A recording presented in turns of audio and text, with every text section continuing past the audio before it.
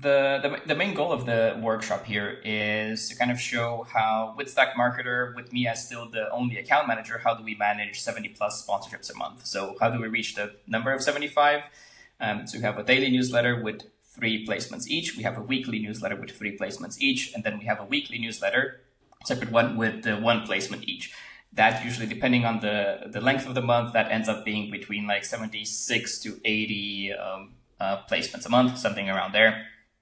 And I think it's interesting that I'm still the only account manager on the team. When talking to a lot of other newsletter operators, they talk a lot about how big their sales team should be and things like that. We're kind of in a privileged position that a lot of sponsors come to us rather than us going to them.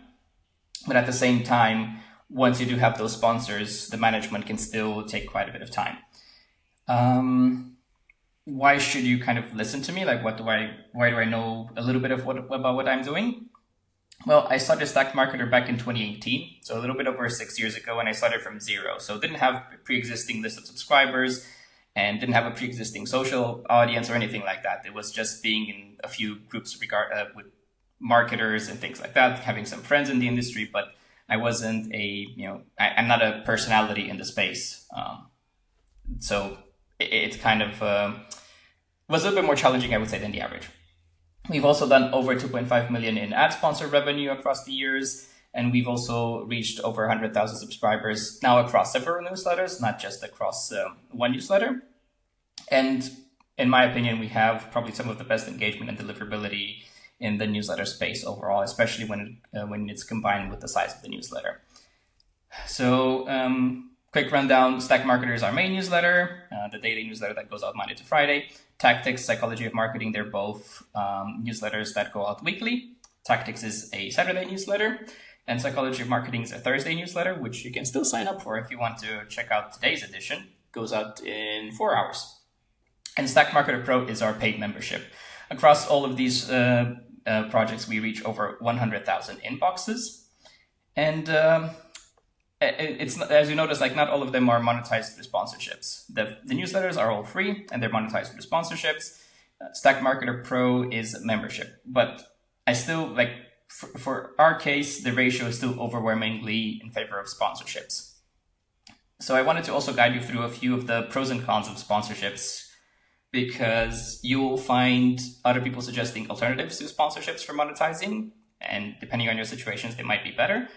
So I wanted to make sure that before we dive into how we do sponsorships, why they're pretty good in my opinion. And I still think they're the best way, not just pretty good.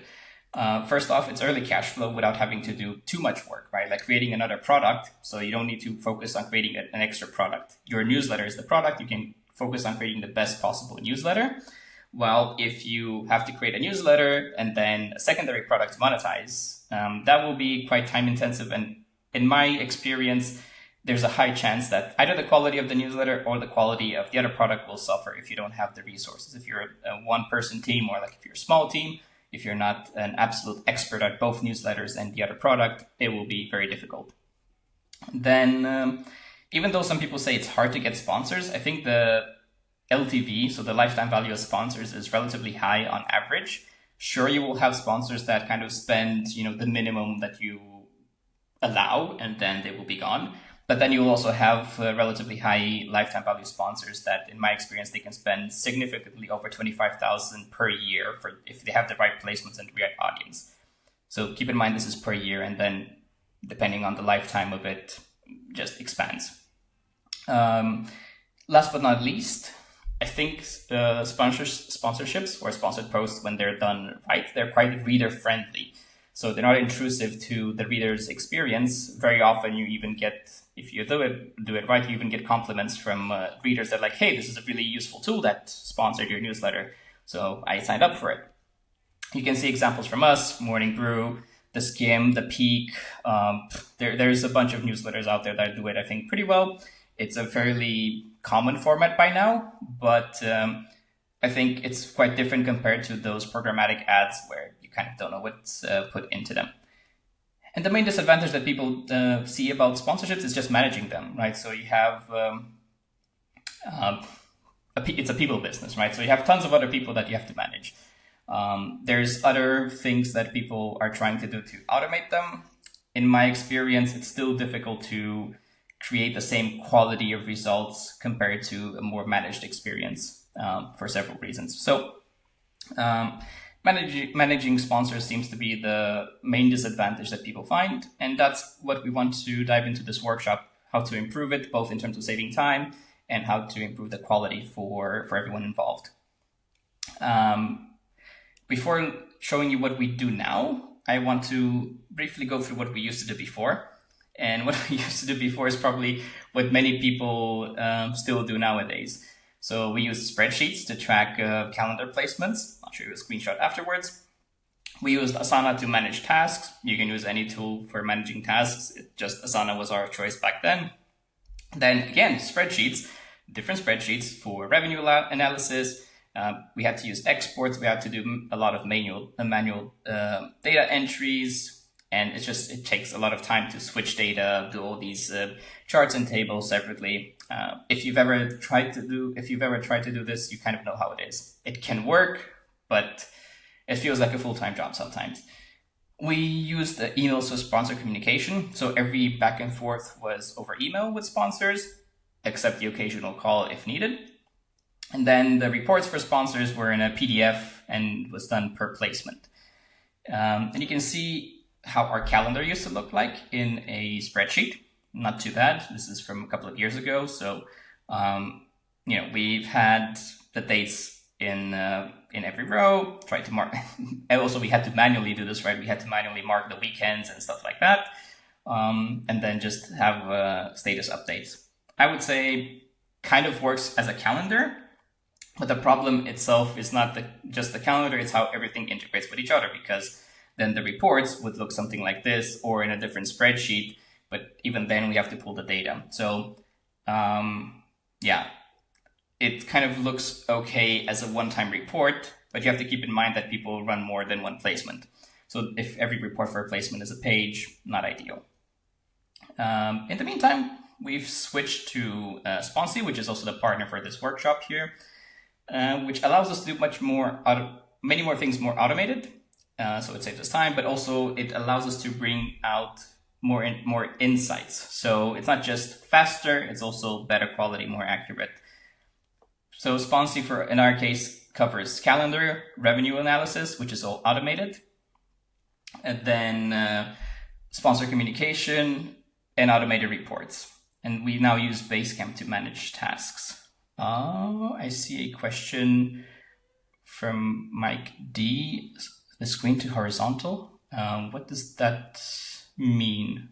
For me, I think it looks horizontal. Can anyone check or clarify what that means? If it's a bug from our people, or if there's something that I can improve, I can just do it. So it might be like a ratio of the window. Yeah. Okay. Cool, sounds good. So it means maybe like the window size or like the window ratio that you have, it turns it into something, turns it into portrait mode. All right. So, and I want to go into more practical stuff. So this is kind of the end of the slideshow. So we'll dive into actual Sponsy stuff that we have. I think it's more interesting to dive into practical stuff, and then it gives you more questions for the Q&A that we want to have in the second half of this workshop. So we'll do a dive into our calendar, into sponsor communication and automations, sponsor reports, revenue analysis, and quite a few more things. Now, just small warning here, I might look a little bit down because I have a screen down as well. So just so you know why I might not be looking towards the camera, at least a little bit forward. It's a little bit easier for when going into details for these to look, exactly where they are. So don't worry, I'm still paying attention, and you'll probably notice my mouse going to the right places as well. So first off, the calendar. And what we've done here is we took a snapshot about a month ago or so of what we had for Stack Marketer, and then I filled in the gaps, hidden some data. So I'm not going to show you exactly our numbers. So there are some things that are just purposely hidden or changed, so they're not the same as in reality. But the process itself is exactly like the one that we have. That's why it's an exact clone of what we had back in August. So August is going to be the month of focus when it comes to this walkthrough. So first off, you can see in the calendar that we already have the 3 placements that we call primary, booster, and ruts, which stands for rounding up the stack. That's where the ruts name came from. And you can see that all of August is sent.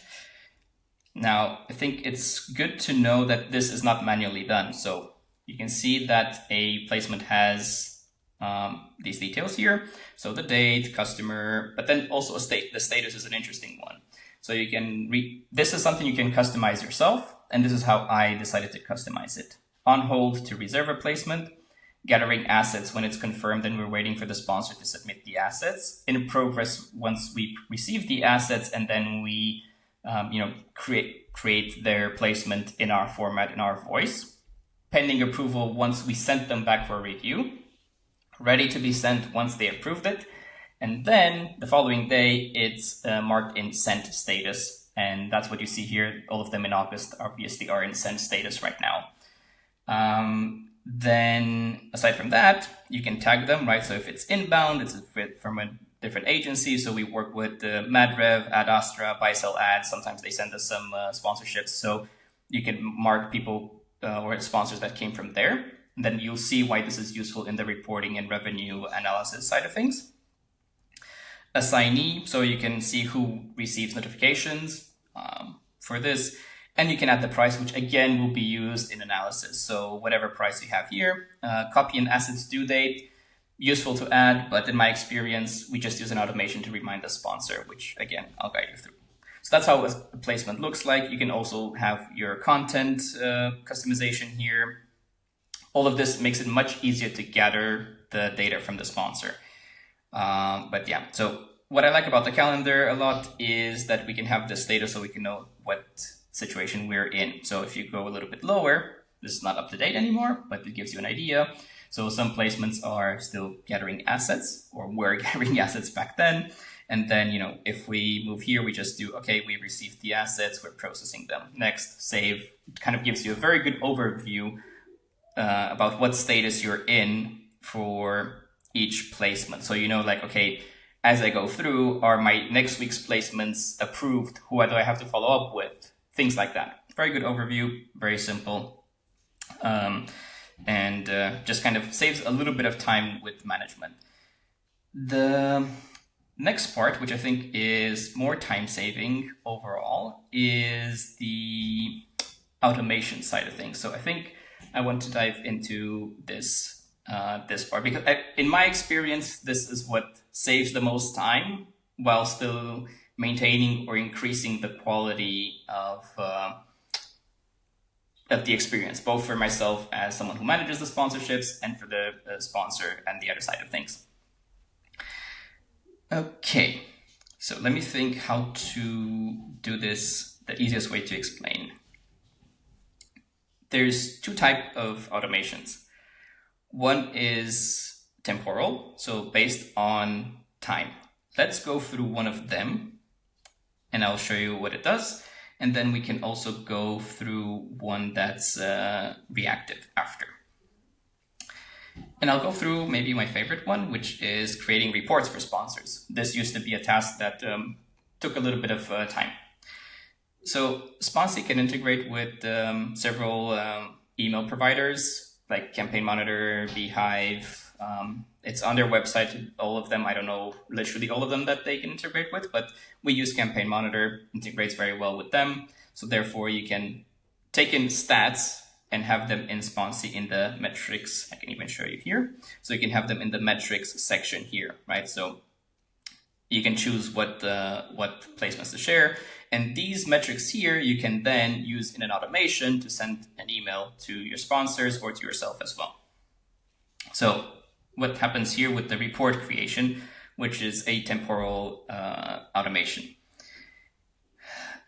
We say that 6 days after the slot date, so you can see how you can select when, after, before, after the slot date or deal, or what field So there's quite a bit of flexibility here. I'm just showing you what we use. We say 6 days after the sponsor post has been sent. And we want to make sure that the status is in sent. So in case something happened that they didn't approve it and it didn't go live and we didn't manually intervene to change the spot or something, we don't have a sponsorship report to create.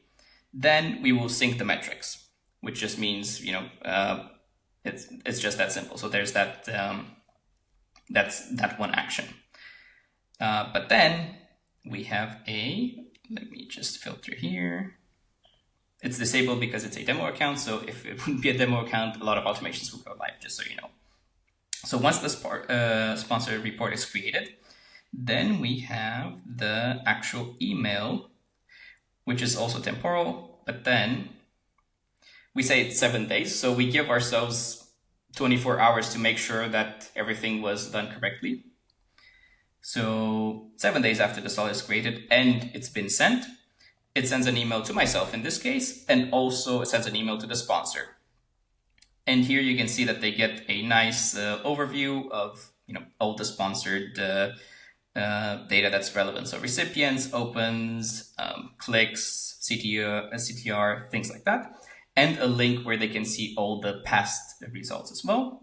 So the link with the past results, for example, would be something like this. Let's see if it still shows up. Yes, it does. So it would be something like this, where they can see like past sponsorships, then can go into metrics, any comments that have been done. So this gives both myself and the sponsor a very good overview. It's like their own place to manage all the campaigns with us. Good. And then the second part of automations, which is the Slack marketer, which is the reactive ones. So this is also pretty good to know. Rather than emailing back and forth, one interesting one is, which one do I want to show you? Well, I can show you the approval one first, and then I can guide you through each of the automations and what they do and why we use it. So reactive one means when something changed. And in this case, the trigger can be a few things. In our case is when the slot is updated. And then when the slot is switched to pending approval, right? So I share the sponsored draft, I share the draft with the sponsor. They will I just have to click a button rather than emailing them the whole details. I share the link or the sponsor's slot. I click a button to update the post, and then they will receive an email automatically with all the details of like, hey, this sponsor, this slot has been, this slot is ready for approval, or it's ready for review. Have a look, approve. Here's where you can contact us if you need if you need anything else. So makes it pretty smooth that I don't have to worry every single time about this. And then something that's very useful are temporal. Let me guide you through the other ones that we use. Now you know the difference between reactive and temporal, so you can kind of see what each of the automations are useful for. We have some that we use as internal reminders. So for example, if a sponsor submits new things, we send a reminder to myself to then pass it to any part of the team that has to finish up the ad copy. So once, I can actually even show you inside, we have the time. So when the slot is updated, if the content has been updated, then I get an email like, hey, this content has been updated. It means that you've received assets, you should have a look, and then, continue the process. And then the most useful ones probably for the average person, and what helps a lot as a smaller team, is regular reminders for sponsors to actually submit the assets. I think that's submit the assets, approve the copy, those sort of things. So we have the reminder to gather assets 10 days before. We have a reminder 7 days before the due date of the slot. We also have a reminder to get the copy approved. And then we also have one urgent one. Urgent approval. I think this is 3 days before the slot or something like that. 3 days before the slot date. Urgent approval required. These automations actually save a lot of time. These are probably the ones that save the most time, even though it's small because it's just like, hey, here's a reminder. But it saves the most time because I don't have to look which are pending. These happen automatically, right? So I don't have to look at what sponsor slot needs to be updated, what needs approval. These happens automatically. The second thing that saves time is the report, but that one I kind of know that I regularly have to do it after 6 days. So it's a recurring thing that I would know. And even though it's a little bit of work, it's a fairly simple thing because all the events have already happened. I just have to go into it and take the data. While the approvals are, yes, you can imagine they can get pretty messy. So someone has a slot in 4 days, someone has a slot in 5 days, 6 days. It just adds up especially with 75 a month. You can imagine how that it becomes challenging to manually remind every sponsor. Cool. So these are like the two main things, the three main ways we use automations. One, to remind ourselves about some things, update statuses, and then, campaign reports, and reminding the sponsors to give us the information that we need to actually fulfill the whole placement. But yeah, so far what you've seen is calendar. So how you get an overview of what the placements you have and updating their status and automating part of the communication with the sponsor. Just reminder, as I mentioned, there's also comments that you can have for each placement. So it kind of helps to see what has been discussed, what kind of information has been passed. In our case, it's rare, but sometimes it's useful to see like, everything has been approved and then something goes live and hey, the link is not exactly the one that I sent you. It's like, yes, it is. It's this one that you sent me and you also approved it. So nothing to be too negative about it, but it's like there's a digital paper trail of everything that's happened and has been approved, which is useful in case mistakes happen, which they will. And you'll see that it's not you who made the mistake, perhaps it's the sponsor. Or if you made the mistake, you can at least see and just be like, what can I do to make it up for you? So after automations, I think the metrics and just reporting in general for your own sake is super useful. And this is the part where it's not just that it's faster, it's insights that we wouldn't easily have otherwise ourselves. And publication metrics are a very interesting one in my case, I think. So as I mentioned, if you've joined us a little bit later, this is not real data. This is data from part of the data from August, at least when it comes to the setup. So we cloned an August status for Stack Marketer. And then I went in and just made a lot of changes so you don't see the actual numbers. We're pretty transparent with a lot of the stuff, but I think giving you live numbers of what we do right now would be too much. So just putting it out there and being very honest here. So the metrics for that you have per publication, I think, are pretty interesting because you can dive into several things. And for August, you can dive into an overall average, right? So you have all your placements every single day. And then one thing that's missing is LTV. So just so you know, since we don't have an integration with the demo account, we cannot have the LTV here. I can give you an estimate of the LTV for a daily newsletter. I'm totally fine with that. And you can kind of guess that's probably within our range as well. So it's nothing outrageous, but the LTV will be automatically calculated for you when you have the integration and you update your stats.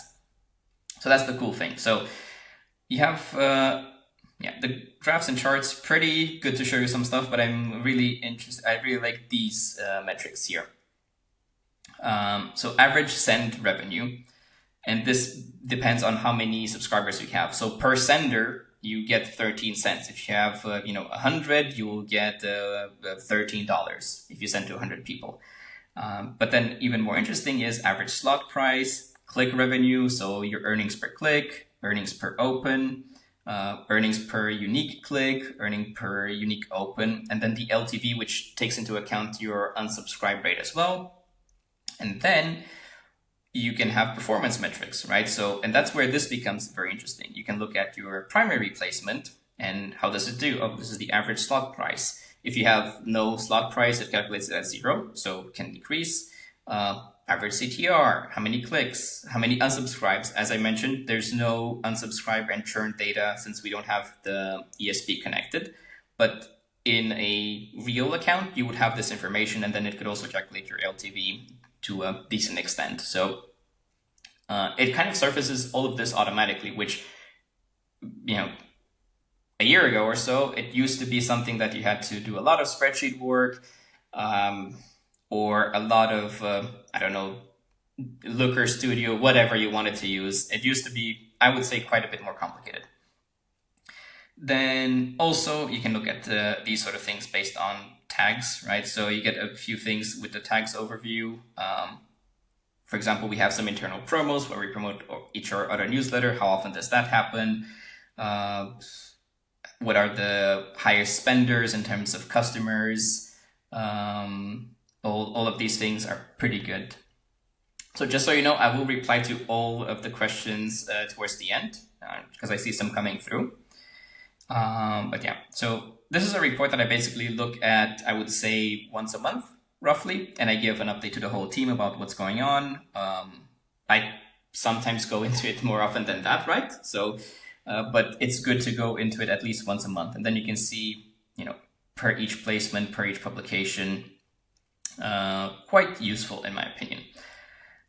And this is something that you would find in the metrics section of a publication. But then you can also go into the general reports where you have even more data that I would say. So this is, I think, the point where it's like you can see whatever you want almost.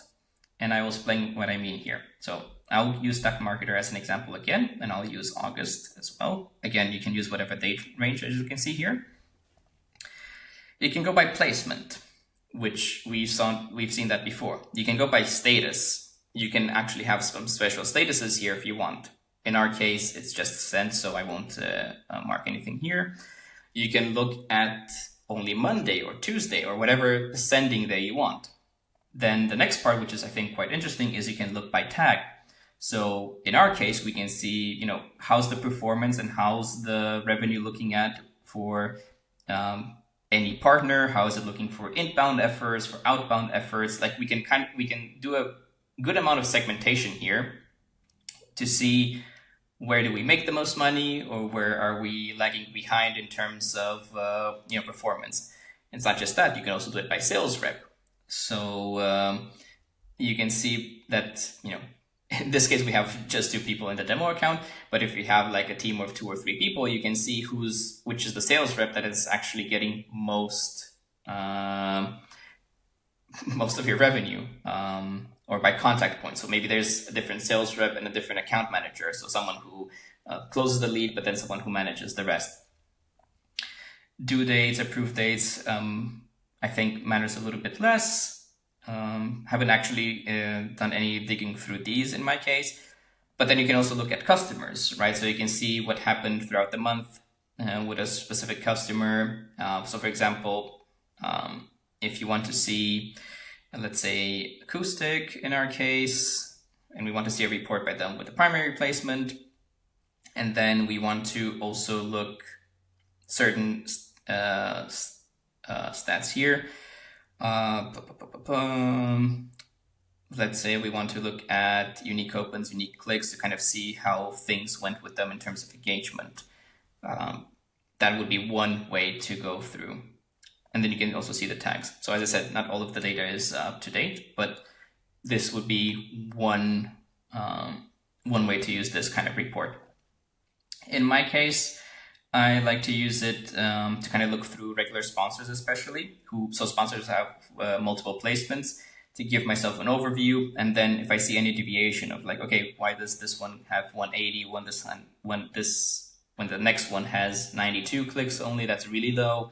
What happened here? So it gives me the ability to dig into it, see any anomalies, try to fix it with a sponsor, just get them better results.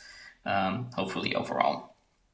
So yeah, that's kind of the main setup that we have here. And the main thing that saves me a ton of time is just the fact that everything is right here without having to. So what I used to do before for these things was just manual exports or like manual data input in spreadsheets and stuff like that. And as I said, some of these things we didn't even have the ability to track it to that extent, right? Because how long and how do you take every single placement, 75 plus placements a month? How do you put all these metrics and calculate them? Like you have to import them somewhere. So yeah, that's kind of what we have right now. All right, actually, I'm pretty good with time. So I think what I'll do now, I'll leave these things open. So if I answer a question that requires me to go back into Sponsy, I can do that. And I will start taking some of the questions that came up already. And in the meantime, if there's something else that comes up, just shoot it right there into the chat. And I'll go through it. So excuse me while I just slightly move things around here to make sure that I can see questions. There we go. So, okay, first one. You guys are one of the most transparent business. Well, thank you. So that's, I mean, that's good to know. I think we are as well. But that's, yeah, appreciate you saying that. And yeah, I hope you enjoy what we share as well. So let's see here. From Landon, what ESP does Stack Marketer use? We use Campaign Monitor. Yeah, just so you know, Campaign Monitor, it's one of the ESPs that the Daily Upside uses, the Peak, Morning Brew used them before, DTC Newsletter, I think. Eric might still be in the chat. They used it as well, I'm pretty sure. So I think it's a fairly popular and, in my opinion, pretty strong ESP. I think nowadays it kind of depends what you want to do. If you kind of have an established newsletter business already, you might need some specific features. And from what I've experienced, Campaign Monitor is quite reliable and has a very good API where we can build things on top exactly the way we would need them or we would want them. If you're someone who's just starting out and is proving a concept for the newsletter, I think something like Beehive will end up being much better to start, much quicker. So they have a lot of the things that things that we built 2 years ago, they still recently provided them. So like you would be starting much faster that way. So yeah, when it comes to choosing an ESP, I would say start with Beehive, see what happens next. Like if you see that you have special needs that they don't fill, and then go to, I would say Campaign Monitor is a good one. Yeah, but you can check things like ConvertKit and stuff like that. Okay, when the ESP isn't connected, so do you have to input all the CTR, open rate, etc. manually? This one I can answer easily. So the ESP will be connected if you have a real account. The reason we cannot connect it here is, in our case, it's connected to the real account and it's working. We cannot connect it to a demo account and then have automations going, because then emails will be flying everywhere and things will sync up. It just doesn't work out for a demo account, unfortunately. But essentially what you do is you connect it. So first thing, you do the connection, then you set up which stats you want to have in your report. So in the settings here, you'll have that ability to say like, okay, I want these stats to show up in the metrics. Then you set up an automation, which is this one. So I called it sponsor report creation. And that automation should be temporal. And then you say, after a specific amount of days, you will, and as I also added the condition that it's sent, sync metrics, and that's it. And then, for example, if you don't have that done, you can also technically do it manually. So I can show you here. If something went wrong and that automation doesn't trigger, you can fix the issues, and then you don't have to redo these manually. There will be a button here that says sync. So you just fix the integration or fix the link if you had a wrong link there, and you just click sync metrics, and it copies all the metrics that you have here already. So you won't have to manually input the numbers ever, which is, I think, that's a big advantage that saves, a few hours a week when you count how many placements you might have. Okay. Yeah, you're very welcome. Thanks for asking the question. Yeah, use ConvertKit. Isn't connected yet for Sponsy. Yeah.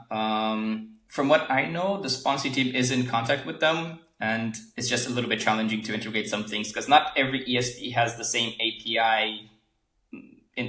Doesn't give you access to the same things through the API. As I mentioned, that's one of the things that I found very good about Campaign Monitor. Their API is very flexible. You can do a lot of the things. You can build a lot on top of that. Abi asks, what is make good? I was actually confused what this meant. So make good is, for example, if let's say we guarantee a specific number of impressions of clicks or something like that, and we don't reach it, I can tag something as make good and send it again without, basically we don't get revenue from it. It's just because we didn't fulfill our side of the business. We call it a make good, if that makes sense. Fernando asked, what do you use for a CRM? We use Freshworks CRM. And just basic account for it. Again, just one person thing there. We don't use it so much in terms of managing sponsors. It's just a good way to get the leads into a funnel and then update the status until they're closed and they are actually customers. So so we use Freshworks. That's it. We use the Freshworks, I guess, Freshworks CRM sales or whatever. I know they have like a big suite of products, but yeah, we use the sales thing for it. Not customer support or anything like that. What's the best way to get sponsorships? Well, this can be a whole workshop by itself, and I expected the question, which is why I do have some answers for it. One, if you're in B2B, just look at what actually almost anything you do, you have to, if you do outbound, and you should be doing some outbound, you can get sponsors by looking what other newsletters have as sponsors. So you see who sponsors other newsletters and you try to reach out to them. I would say LinkedIn, other communities, if they're part of communities, and email can be good. In my experience, that's still pretty difficult. Like it will take time for you to prove that you're actually worth sponsoring, if you get what I mean. But that's one way. If you are lucky, and in a way we have this situation where marketing people read our newsletter, and then a lot of our readers could potentially be sponsors of our newsletter. So in our case, we have probably around 60 to 70%, if not more, like it varies a little bit, of the sponsors are inbound. So they come to us rather than us going to them. So the fact that we've been around for 6 years, that we've got a reasonably large audience, and that we have readers who are working in marketing positions at the HubSpot, Salesforce, SEMrush, Incense, whatever comes to your mind now. We're kind of top of mind. If someone wants to do newsletter ads, they come to us by themselves. And then thirdly, I think working with a few agencies, especially like Madrev, Ad Astra, we've had good experiences with them. Listing yourself on Paved will help. So every little bit will help, but main way is building up that reputation, you connecting to potential sponsors who sponsor other newsletters. And then if you're lucky enough to have marketing decision makers on your list, that helps a lot. I know it's like, there's always a lot of it depends, and it's more complicated to actually go from contact to sponsorships, but that's the main way. And I think something that will make a big difference for closing sponsors is just having good results, having good case studies. So if you're starting out, it might be helpful to do some kind of cross promotions, partnerships without any money exchange, so you can build up a little bit of a portfolio of how that sponsored placement might perform. What are the reasons to use Constant Contact? And I see there's also a reply of there's no good reasons. Honestly, I've not used Constant Contact. We use Campaign Monitor. Different company, different capabilities from what I know. So that's kind of where I'm at now. So I've not been a user of Constant Contact. I've used Active Campaign before. decent, but not the tool that we really needed in the long term. I've also used Beehive. That's why I said I think it's probably the best go-to right now. So if you're starting out, I would recommend them. Does Sponsy have API connection capabilities? If there's anyone, I mean, there should be someone from the Sponsy team who can help out here as well. But in the short version from my side is, yes, they have some. And we also integrate, we use Zapier integration to automate a few things. So for example, if something is updated in Sponsy, we can pass it to our Basecamp, team management and like notifications in Basecamp about some updates. So we can also manually intervene if needed. But yeah, and they do have API integrations. I don't know if any of the guys from the team maybe wants to jump in to give more details about that. But I'll let them decide. So in the background, there's going to probably be a quick discussion and then a decision coming here. Miguel says yes. Okay, yeah. Share the PowerPoint and video via email. Yeah, that's totally fine. I can share this link and then you'll get an update with the wrap up as well. How long after the send do you supply your advertisers with analytics? Is it automated after X days? Yeah, in our case, we do on the 7th day. Couple of reasons for this. One, if we do it too quickly, it's not all data. Like, there's a lot of things happening in the first 24 hours, but there's still a lot of things happening in the next, 48 to 72 hours. So then, then it becomes, ideal cases will be between 5 to 7 days in my experience. So then we do the 7th day because it doesn't fall on the weekend. So if we do 6 days, we send a report on the weekend, it gets buried in there. So we do it the 7th day because we send Monday to Friday, and therefore the report will also arrive Monday to Friday if it's on the 7th day. It also, if you remember, we also remind ourselves to check that the report is correct before it goes out. So 6th day updates, 7th day notification email about that. Henry asks, what is your production schedule? When do you require creative assets? How long do you give for approvals? When do you do reporting? Okay. Our ideal one would be we get the creative assets around 2 weeks before, so around 10 working days before the slot has to go live. And then we give at least a week for approvals, iterations, reviews, revisions, etc., etc. And then reporting, I just clarified before. That's our ideal schedule. In practice, what happens is some people are even quicker than that, which is super good for us because we can get things scheduled, locked in.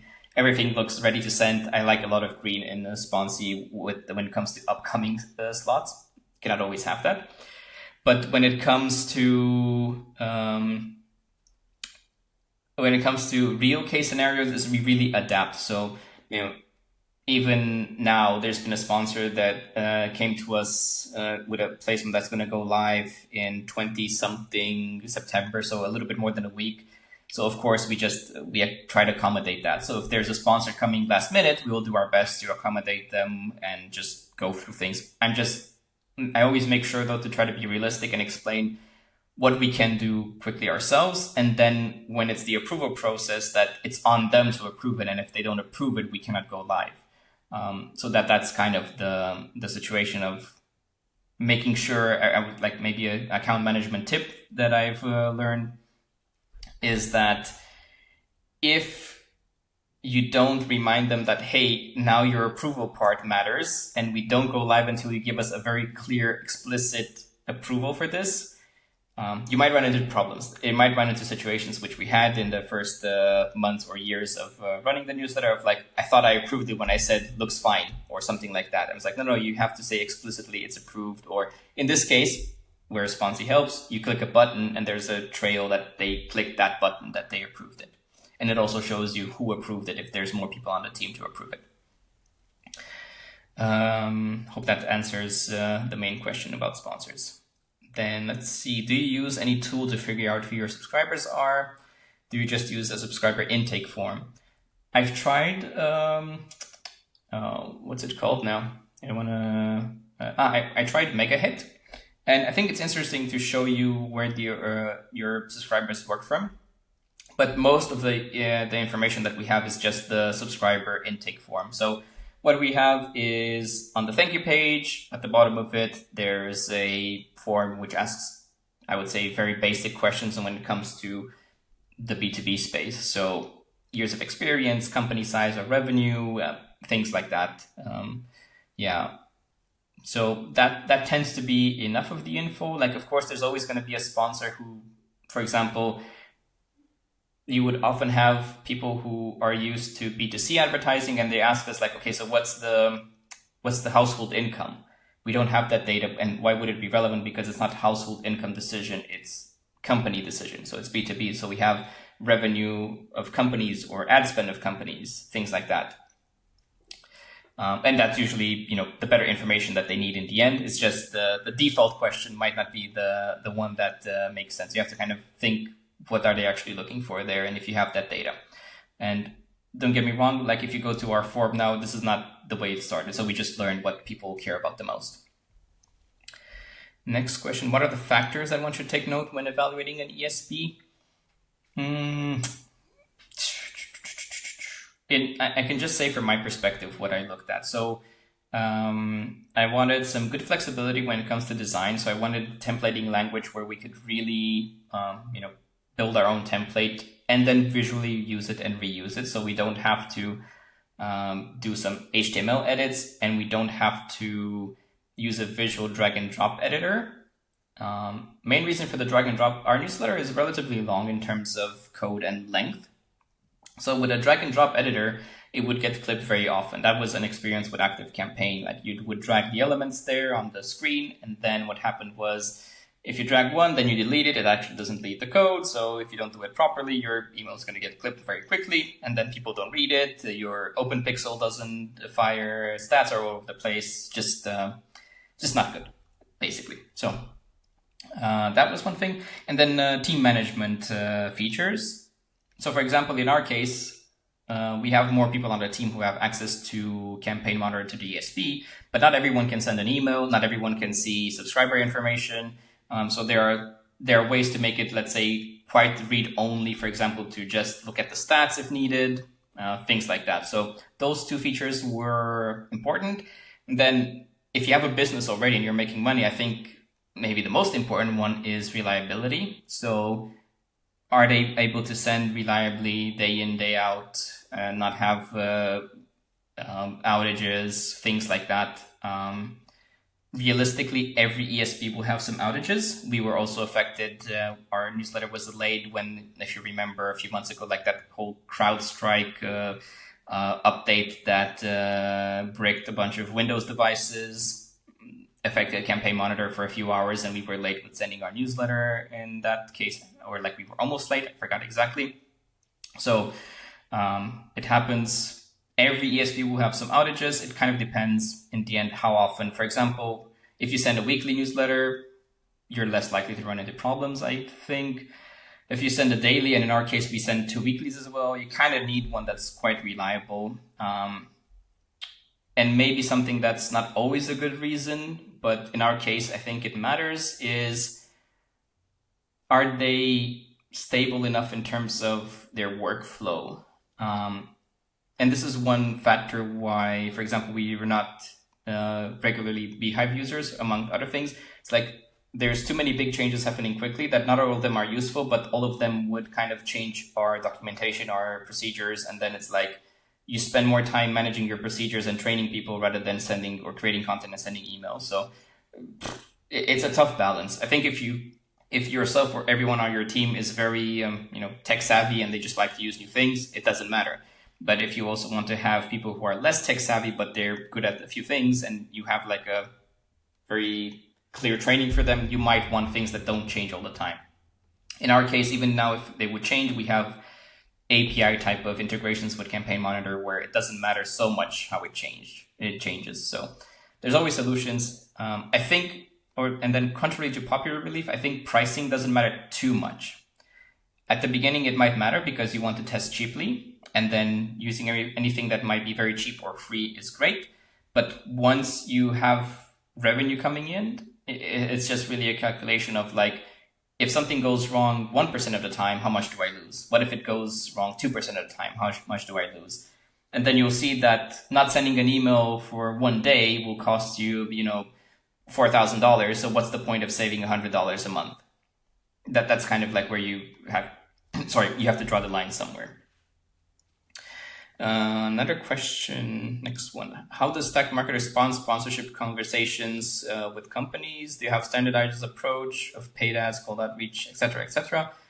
And yeah, company names from the invite. Well, all of those three came to us. So people who are on their marketing teams read our newsletter or heard of our newsletter, and then they reach out to us. They're all inbound.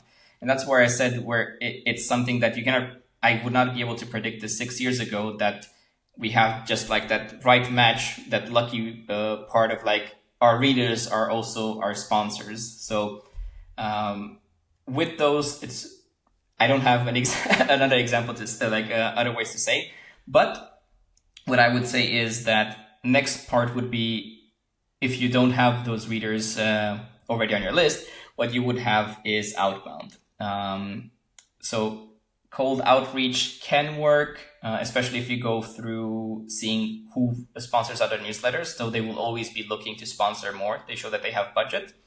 And then what worked really well for us was working with an agency like MadRev, because they already had good relationships from their time at The Hustle. And then they would just use those relationships with, at HubSpot. Obviously, they would have been someone they could have helped us with, although HubSpot came to us already. But they have connections with a lot of the existing, SaaS companies out there, and they would be a pretty good one. That it's like, it's outbound for you in a way, but it's not cold outreach because they already have that relationship going through, other publishers, other discussions, and so on. I hope that helps. I know it's always like, it's just hard to say one way. It's just not easy. I think that's why you're asking this question, because it's not easy to just have conversations with them and like get them to sponsor you. And I'm trying to be like very upfront that we got lucky with that situation of like providing good enough content that their marketing team likes it, that then they reach out to us. Do you do anything specific to increase subscribers' engagement with your sponsors and increase click rates? I think just advising them on what worked well before in terms of what they should offer. So educational content always does really good. Trying to pitch a 10,000 per month enterprise subscription directly in the newsletter will probably get very low engagement. So those are some tips. Like if they're looking for high engagement and just getting leads into their funnel, I would say use some kind of lead magnet, some educational content. But then also a very common piece of advice is try to test 2 to 3 placements initially.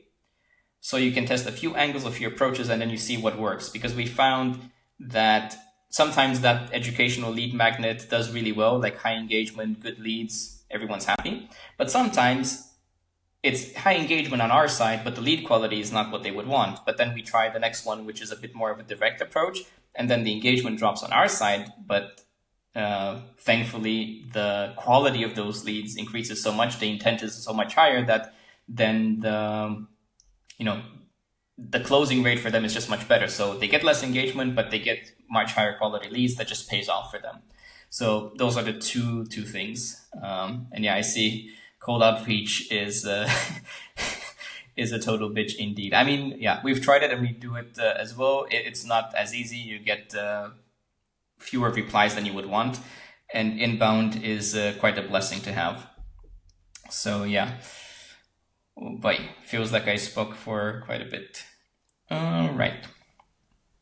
Cool. So we're nearing the end. I will stay a couple of more minutes, of course. So if there's follow-up questions, a few other things that you want to ask, happy to do so. But since everyone is still here, I wanted to mention, if you were here from the beginning, I did say it's worth staying till the end, because you will get something extra that will be probably cut out of the recording, perhaps. And since this is a partnership with Sponsy, so we said that whoever attends this workshop and is looking to become a new customer for them, they could get 15% discount for the first year on Sponsy.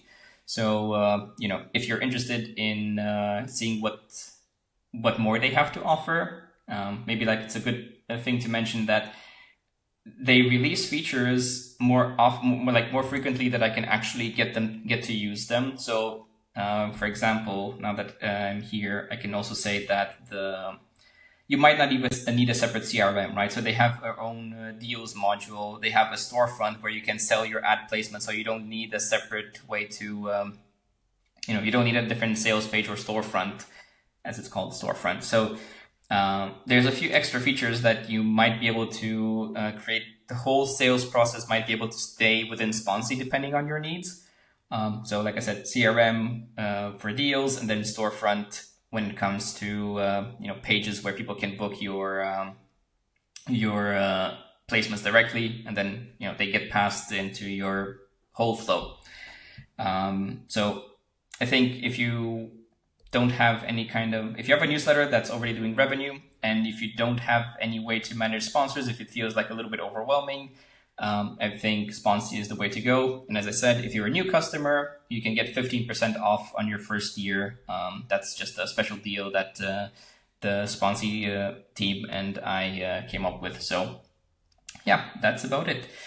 I guess kind of to wrap it up, if you do have more questions after, don't be shy. You can reach out on social media. So I'm still on X and LinkedIn. Probably a bit easier to send a message on X or Twitter, as it used to be called.